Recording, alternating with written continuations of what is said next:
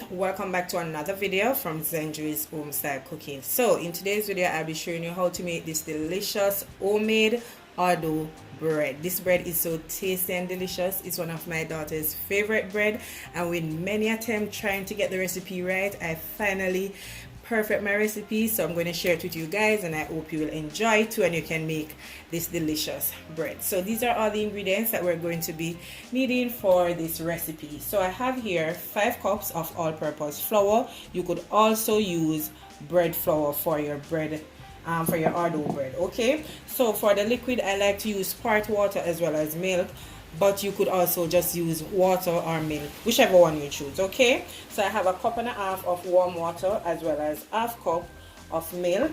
Since it's homemade bread, I like to spice it up a little bit, so I'm adding a teaspoon of freshly grated nutmeg, which is totally optional, but hey, it's homemade, we need to spice up the bread. Okay, as well I have 1.5 dry active yeast, as well as a 1/4 cup of granulated sugar. I like to add some vanilla for flavoring as well. I have a teaspoon of salt, and I also have 1 stick of butter. This recipe will yield 2 breads. Okay, so the first thing I'm going to do, I'm going to add my milk to my warm water, and I'm going to mix this. I'll be using my KitchenAid for that. So this is what I'm going to do. I'm just going to be adding my liquid to my mixer. Also add the sugar to it, mix it around a little bit, then add the yeast to the liquid. Put it aside for 5 minutes to allow the yeast to, wake up a bit until you'll see that nice foamy at the top of your liquid. Alright,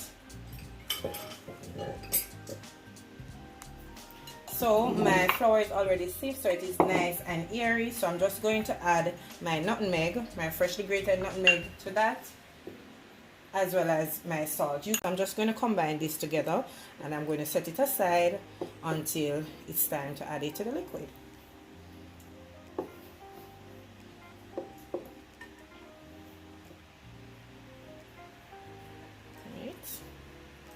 This is now fully activated, so what I'm going to do, I'm just going to add the vanilla to it. I'm going in with a teaspoon of the vanilla to the liquid, a little bit more. Alright, that's okay. I'm adding my dry ingredients.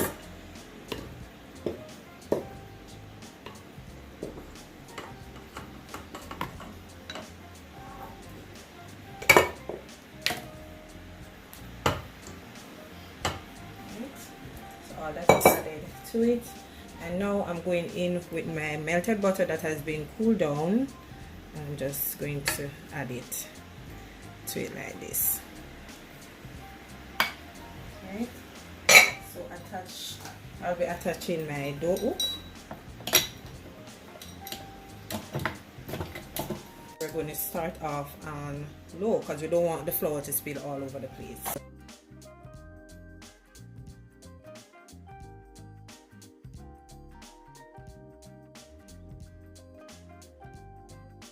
Then we can increase the speed a bit.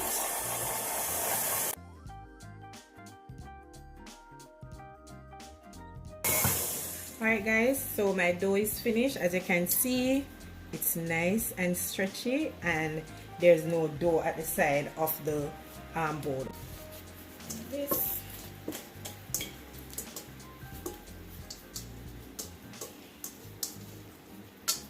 As you can see, it's nice and stretchy. So I'm just going to fold this into a ball, and I'm going to put some oil at the top. This helps to, when you're removing it from the bowl, it's easier to remove. Alright, so this is how the dough is looking.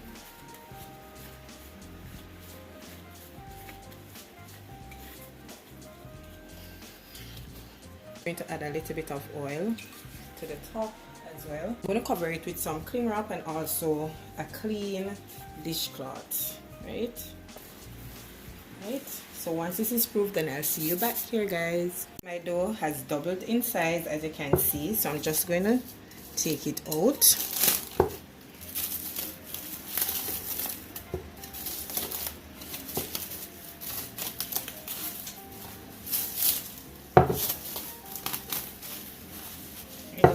crunch down on it a little, and then turn it out on my board that I've floured lightly.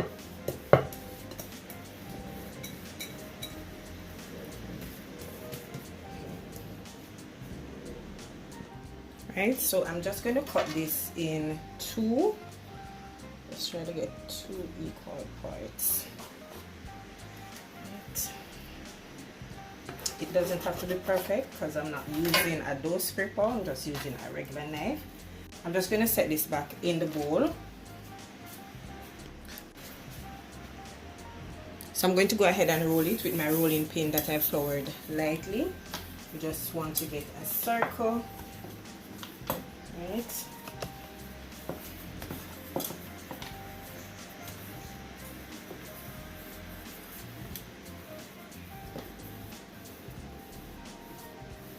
What I'm going to do, I'm going to go ahead and flip this over because we want that side that will be showing to be perfect, and then just continue to roll this until we get our desired shape.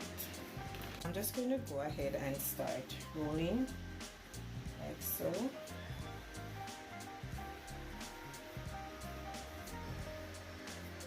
Right, so I'm going to tuck it in.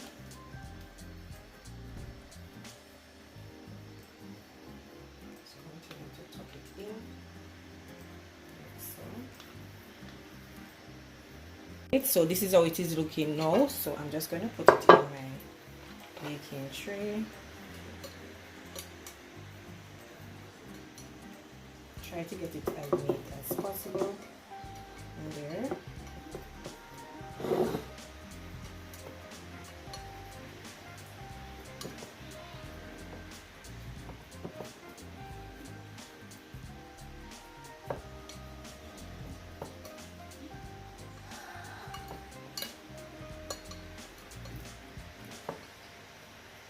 Right, so this is how it is looking. I'm going to finish up on the other one, and then so I'm just going to cling wrap this one just like the other one, just like the first bread.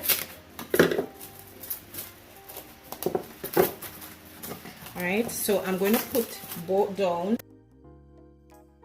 What my bread is looking like after proofing them for the last 45 minutes. They're looking gorgeous. So what I'm going to do, I'm going to allow them to bake for at least 20 minutes to 30 minutes, and also my oven is preheated to 225 degrees. Once these are finished, then I'll show them to you guys.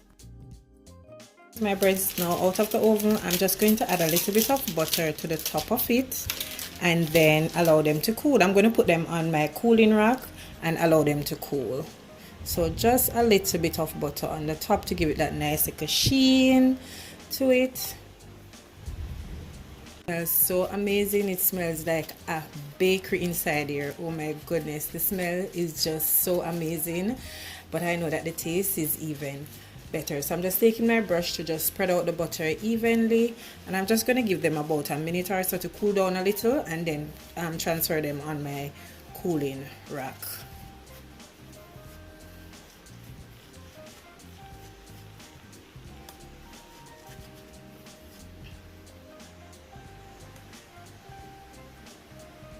There you have it, guys, my delicious homemade hors-d'oeuvre bread. Oh my goodness, this is so soft. As you can see, it is just so perfect. Just look at those slices. Oh my goodness, and it smells amazing. So as you know, what's the perfect combo with bread? Butter. I like to enjoy my hors-d'oeuvre bread with some butter, and I like loads of butter on it. Yes, I know butter is not good for you, but in this case it's good for me. Okay, so guys, I hope you did enjoy today's video, and if you did enjoy it, don't forget to go ahead, give your girl a big thumbs up. Remember to share my video with your friends and your family, as well as leave your comment down below and let me know what you think about today's video. Okay, if you haven't yet subscribed to the channel, subscribe, as well as turn your post notification bell on so you'll be notified each time I upload a video.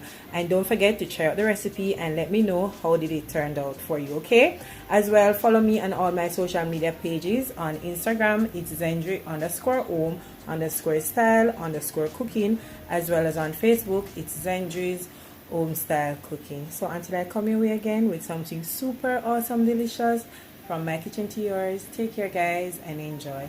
Bye. I see you in the next one.